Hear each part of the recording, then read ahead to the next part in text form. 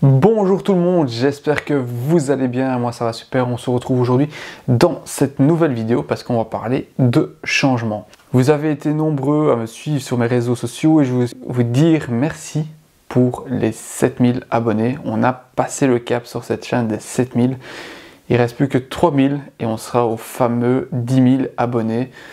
Quand j'ai commencé la chaîne YouTube, j'aurais pas cru quand même que ça évolue autant. Vous êtes de plus en plus nombreux, vous êtes tous aussi fidèles à ma chaîne et franchement un tout grand merci. Voilà, il était temps pour moi de tourner une page après plusieurs années sur le réflexe. Ça fait aussi 2 ans que je teste la plupart des hybrides de chez Canon. Donc j'ai testé le R5, le R6, le R7, mais également le R3, donc j'ai vraiment testé toute la gamme. J'ai été aussi en possession du Canon EOS R pendant 1 an et demi, un boîtier qui ne m'avait pas convaincu du tout par rapport au réflexe, et donc j'étais repassé sur le 5D Mark IV que j'ai toujours en ma possession bien sûr, et que j'ai depuis maintenant bientôt 3 ans.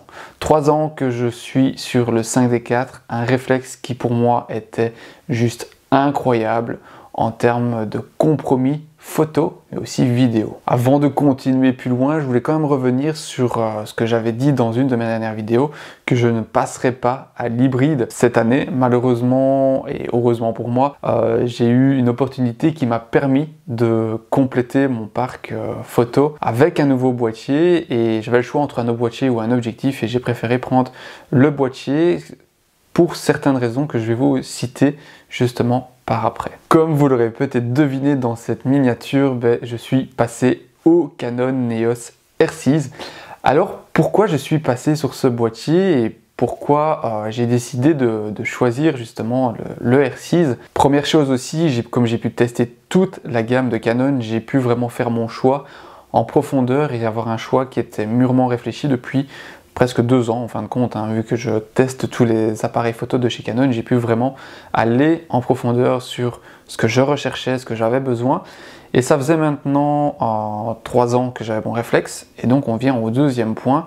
Il était temps aussi de passer sur l'hybride pour certaines raisons que le 5D ne me donnait pas. Donc j'avais atteint les limites un peu de mon boîtier, non pas les limites du capteur en tant que tel, pas les limites réelles du réflexe, mais les limites de certaines choses, et qui allaient surtout m'apporter un confort en passant sur l'hybride, un confort et un gain de temps au niveau de l'utilisation.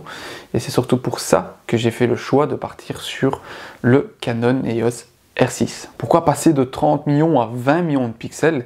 Je vous avoue que la résolution en termes de capteur, les 20 millions peuvent être largement suffisantes.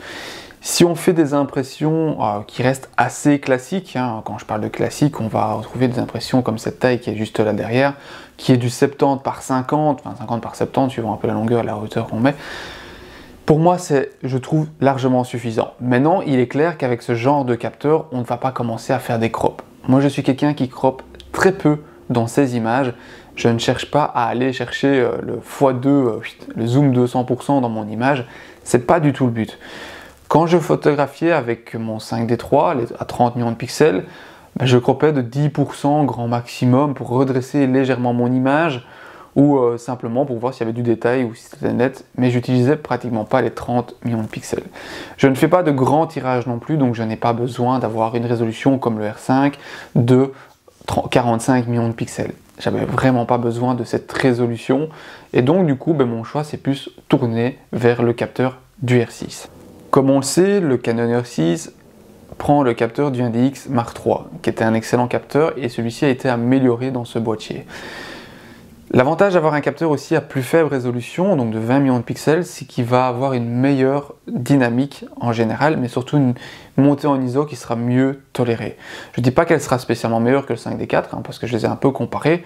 On est un peu mieux, on garde un peu cette netteté dans les hauts ISO, mais franchement on reste très proche.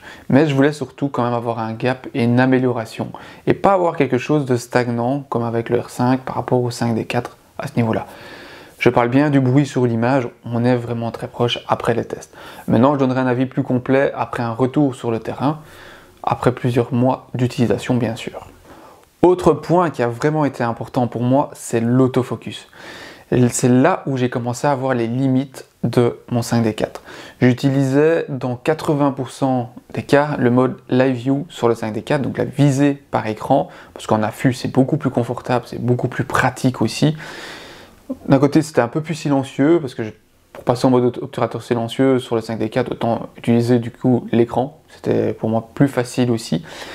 Mais l'autofocus était beaucoup plus limité, avait plus de mal à suivre les sujets et à les détecter aussi bien en live view qu'en visée réflexe, ce qui me donnait beaucoup plus de ratés en images, et notamment lors de photos d'oiseaux en vol ou de mammifères, j'avais tendance à avoir des ratés, des décalages aussi AF avec par exemple un x2 sur le 400. Donc je vais toujours un peu chipoter sur le terrain pour corriger ça, ce qui me fait perdre quand même assez bien de temps et parfois louper certaines images. J'ai pu emmener mon R6 pour une première sortie photo et ça a été pour moi une sortie photo où j'ai eu la totale surprise, et c'est là où j'ai pu vraiment tester dans des conditions plus, on va dire, sportives le R6, dans le sens que je me baladais simplement sur un chemin et je suis tombé avec un renard. Donc c'est un renard qui se baladait aussi sur un des chemins, un petit chemin de forestier. Et en fait, je l'ai vu arriver et j'ai eu juste le temps de me coucher au sol. Le boîtier était éteint, je l'ai allumé et directement il a détecté la silhouette du renard et a fait l'autofocus sur son visage. Il était en mode automatique, donc il a fait la photo à plus ou moins 3200 ISO, j'étais à 1/320e de seconde de 8.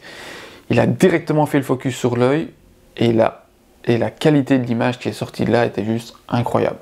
Pour une photo qui avait aucune préparation, si j'avais eu le 5D4, j'aurais eu aucune image, simplement. Pourquoi? Parce que là, le fait d'avoir un autofocus qui est avec détection des sujets et détection de l'œil, c'est juste incroyable. Il y a eu sur les 20 photos que j'ai prises, un seul déchet flou. C'est le moment où il a allumé et que j'ai fait la première image. Autre point aussi où je voulais un hybride et le R6, c'était notamment pour la rafale, à savoir que mon 5D4 a une rafale qui va jusqu'à 7 images par seconde. Ça peut sembler suffisant, mais ça peut être peu dans certaines attitudes, notamment pour tout ce qui est oiseaux en vol, si on veut la bonne attitude et le bon mouvement d'aile par exemple. Le 5D4 me demandait plusieurs fois, plusieurs répétitions d'images pour avoir vraiment la photo qu'il fallait. Le R6 est en 12 images par seconde en mécanique et surtout les 20 images en électronique, c'est un petit plus, c'est réellement un confort et un gain de temps aussi au niveau de l'utilisation, au niveau de la prise de vue. Maintenant, moi je suis quelqu'un qui va surtout l'utiliser, je vous avoue, en mécanique, sauf pour les mammifères, où là je vais travailler en obturateur électronique pour le côté silencieux. Parce que oui, un boîtier qui fait aucun bruit au déclenchement, c'est l'idéal même pour les chevreuils, renards et autres mammifères qui sont assez sensibles au bruit. On fait déjà beaucoup de dérangements parfois dans nos affûts, mais le bruit du capteur, c'est vraiment quelque chose qui peut aussi déranger les animaux. Troisième et dernier point qui est pour moi quelque chose de complémentaire à la photo, c'est la vidéo. Je fais mes vidéos sur YouTube depuis maintenant près de 4 ans, bientôt 5 ans, ouais, ça va vite. Et je filme avec mon 5D4. 5D4 qui filme en 4K 30 images par seconde, qui a en plus de ça un crop de 1.6 au niveau de la 4K, ce qui vous pouvez le voir ici, je filme avec le R6, il y a un 50 mm 1.8, ce qui me permet aussi d'avoir justement plus de flou d'arrière-plan, plus de lumière dans mon studio.